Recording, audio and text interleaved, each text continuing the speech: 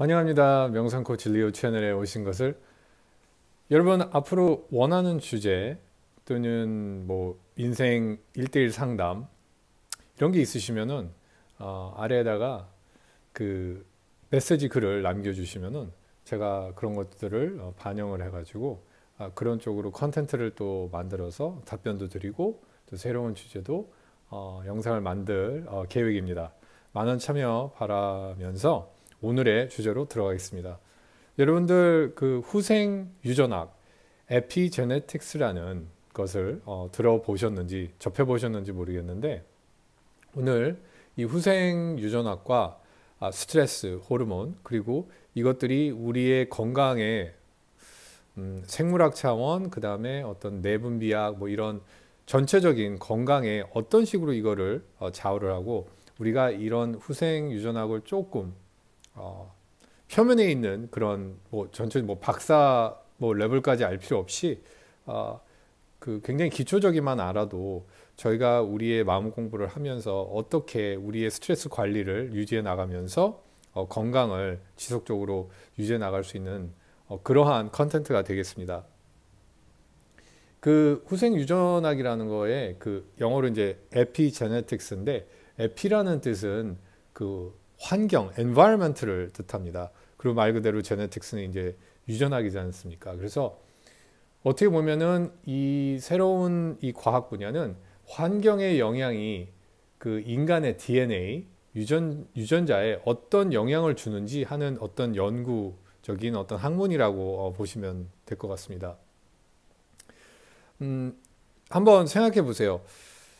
쌍둥이가 있다고 한번 보고, 이러한 쌍둥이 형제들은 뭐 자매들이건 형제들이건 이런 사람들은 어떻게 보면 동일한 부모님들 밑에서 이제 같은 DNA를 타고 나서 이런 유전자가 똑같지만, 생각해 보세요. 이러한 그 예를 들어서 형제가 만약에 완전히 틀린 환경에서 어렸을 때부터 일생을 산다 하면은 이 사람들의 어떤 뭐 행복 지수나 뭐 어떤 질병에 걸리거나 아니면은 뭐 수명 이런 것들이 완전히 틀릴 수밖에 없습니다. 즉 무슨 얘기냐면은 이 DNA나 어떤 유전자의 어떤 그 사람의 모든 미래, 특히 건강 어떤 시야에서 봤을 때 모든 게 다 미리 다 예언됐다고 볼 수가 없다는 얘기죠. 즉 환경에 따라서 모든 사람들은 심지어 그런 DNA가 동일한 형제라고 해도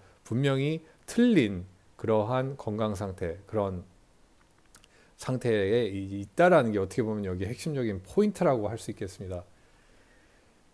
아시다시피 매일매일 우리 신체는 어마어마한 양의 이제 세포들이 이제 죽고 또 재생을 합니다. 뭐 피부 세포서부터 뭐 장기들의 모든 장기들, 이런 것들이 다 어떤 그런 단백질과 어떤 세포 이런 것들로 다 형성되어 있지 않습니까? 그래서 어떻게 보면은 이러한 그 세포들은 우리만이 가지고 있는 이러한 그 유전자의 어떤 그런 블루프린트를 통해서 이제 만들어지는 거지만, 제일 중요한 거는 우리 인간들이 직접 하는 어떤 갖고 있는 시야, 믿음, 어떤 감정에 따라서 이러한 유전자들이 다 다르게 활성화가 된다라는 게 여기에 핵심 포인트라고 보시면 될 것 같습니다. 다른 동영상에서 제가 그 편도체라는 우리 뇌의 한 부분에 그 공포와 어떤 두려움, 불안함을 이렇게 활성화시킬 수 있는 스위치 버튼의 역할을 한다는 거에 대한 영상을 한번 찍은 적이 있는데, 이제 이런 것들이 켜지면 이제 스트레스 호르몬이 몸에서 분비가 되지 않습니까? 근데 여러분들이 잘 아셔야 될 게, 뭐 이미 다 우리는 알고 있지 않습니까? 뭐 스트레스가 뭐 모든 병의 어떤 원인이라고 이제 너무 상식적으로 우리는 알고 있지만, 도대체 이게 왜 그러면은 도대체 과학적으로 만약에 봤을 때 왜 이게 원인이 될 수 있는지를 앞으로 이제 설명을 해 드리겠습니다. 스트레스 호르몬이 가장 우리 인체에 피해를 주는 거는 두 가지라고 볼 수 있는데, 그 중에 하나가 우리는 성장 호르몬이라는 게 이제 나옵니다. 이 성장 호르몬은 말 그대로 이제 세포가 재생을 하고 세포가 다시 탄생을 하기 위해서 이러한 성장 호르몬이 나와야지만 이러한 유전자를 활용을 해서 블루프린트를 이용을 해가지고 여러 가지 이제 세포들을 만들어내가 하는데, 스트레스 호르몬이 이제 만약에 몸에서 돌면서 이런 것들이 세포에 이제 접촉을 하게 되면은 성장 호르몬이 어떻게 보면은 정지를 하게 됩니다. 그리고 두 번째는 우리도 잘 아는 이 면역계가 정지가 되는 또 현상이 일어납니다. 그러니까 어떻게 보면 가장 중요한 성장을 해야 되는 어떤 호르몬이 더 이상 나오질 않고, 그 다음에 제대로 활성화가 돼 있어야 되는 면역 체계가 무너진다고 볼 수 있습니다. 그만큼 스트레스 호르몬은 굉장히 강력한 그러한 어떻게 보면은 적이라고 볼 수 있습니다. 우리 신체 안에서. 그래서 어떻게 보면은 스트레스는 하지만 뭐 100% 항상 나쁘다고 볼 수는 없습니다. 왜냐면은 우리의 몸은 어차피 단기 시간에 만약에 스트레스 호르몬이 나왔을 때 우리가 이제 여러분들도 이제 마스터가 되셨겠지만, 우리가 생존 모드에 들어갔을 때 우리가 제대로 생존하고 외부 환경의 어떤 위협에서부터 살아남기 위해서는 당연히 스트레스 호르몬이 작동을 해가지고 거기를 그러한 이제 장벽들을 우리가 물리치고 이제 다시 그 향상성을 유지를 할 수 있는 그런 역할을 해야 되지 않습니까? 그래서 하지만 문제는 이제 장기적으로 이제 스트레스 호르몬이 계속 분비가 되면 그때 이제 문제가 되는 거겠죠, 당연히. 그래서 90% 이상이 진짜 그 여러 가지 질병이 이제 있지만 거기서 90% 이상이 이 스트레스 호르몬 때문에 이제 그 생긴다고 합니다. 재미난 사례를 제가 여기서 소개를 해드리고 싶은데요. 이제 가끔 이제 환자들 중에 장기 이식을 받아야 되는 이제 환자들이 있지 않습니까? 근데 여기서 아주 재미난 게 뭐냐면은 이 의사들이 이러한 장기 이식을 받아야 되는 대상 환자들한테 이식 수술에 들어가기 전에 이 호르몬 주사를 놓는다고 합니다. 근데 어떠한 호르몬이냐면 바로 스트레스 호르몬은 주사를 투입을 한다고 합니다. 일부러. 그 이유는 아까도 말씀드렸다시피 스트레스 호르몬이 면역 체계를 중지하게 딱 스탑하게 만드는 그러한 강력한 역할을 하기 때문에, 만약에 당연히 이식술이라는 것은 다른 사람에 있었던 어떤 이제 그 장기가 환자 몸에 들어가기 때문에 몸에서는 당연히 이제 거부 반응을 할 거 아닙니까? 그러면은 이식 수술이 성공적으로 일어나지 않겠죠. 그렇기 때문에 그 환자의 면역 체계를 잠깐 멈추게 하기 위해서 일부러 스트레스 호르몬 주사를 거기다 투입을 한다고 할 정도로 그만큼 스트레스 호르몬은 면역계의 최강의 악이 이제 적이라고 이제 뚜렷하게 말씀드릴 수 있죠. 여기서 이 그 후생 유전학에서 또 여러 그 스페셜리스트들이 있는데, 이제 브루스 립튼이라는 이제 박사가 있습니다. 이분은 이제 바이올로지스트인데 이쪽 그 에피제네틱스에 굉장히 많은 지식을 가지고 있고 연구도 굉장히 많이 하고 책도 어마어마하게 많이 쓴 이제 박사인데, 이분이 또 하는 얘기가 또 있습니다. 그 중에 재밌는 게 뭐냐면, 모든 사람의 모든 시야가 모든 것을 좌우한다고 합니다. 여기서 이제 모든 거는 이제 우리의 그 세포의 건강 상태를 이제 얘기하는 건데요. 여러분도 이제 아시다시피 세포는 어마어마하게 많은 양의 세포들이 바깥 세상 외부 환경을 볼 수가 없지 않습니까? 눈이 달려서 이렇게 무슨 환경이 어떻게 돌아가고 뭐 이런 외부 환경에서 어떤 무슨 뭐 위협이 오거나 이런 것들을 직접적으로 그 인식을 못 하지 않습니까? 그렇기 때문에 세포들은 이 조진 사람의 이러한 그 모든 정보를 그 사람만의 시야를 통해서 정보를 받게 됩니다. 즉 어떤 자기만의 신경계를 통해서 여러 가지의 감정, 느낌, 그런 감정이나 느낌들은 어떤 그 사람만의 갖고 있는 시야에서부터 오겠죠. 그래서 그것들이 이제 이제 신경 전달 호르몬을 통해 가지고 인식을 하게 되는 겁니다.